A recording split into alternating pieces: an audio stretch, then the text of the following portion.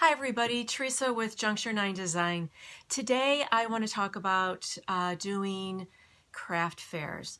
Um, if you're just starting out, I suggest starting small and doing craft fairs as opposed to like art fairs.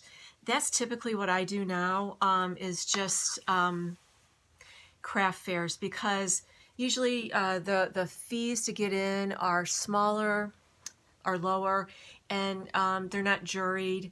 And it's just something that if you want to get in from year to year, you can just get in. You can kind of plan on the dates.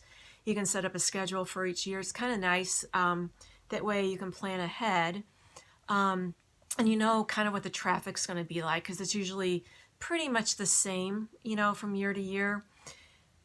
And you also kind of get to know the people that set up the shows.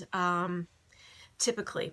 So it's kind of nice to do it that way. But that's kind of my advice when you're just starting out.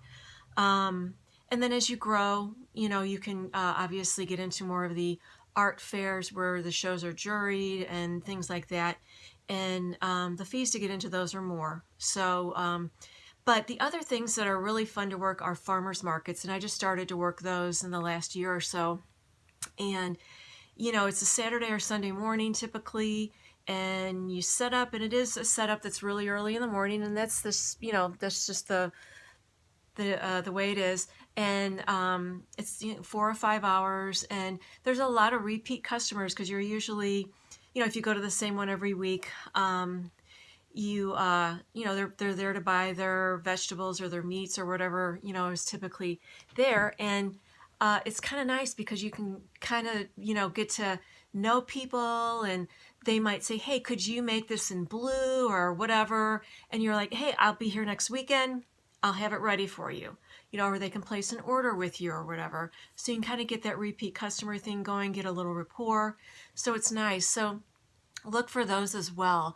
And it's also, you can check those out before you sign up with them. So that's kind of my little 2 cents about craft fairs.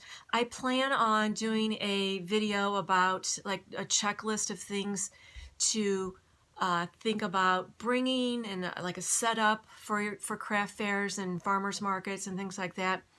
It's just kind of a rundown list that I typically like to follow. That way then you don't forget things. But that's it for today, and I will see you in the next video. Please comment below and subscribe and like. And I appreciate your time today. Thanks.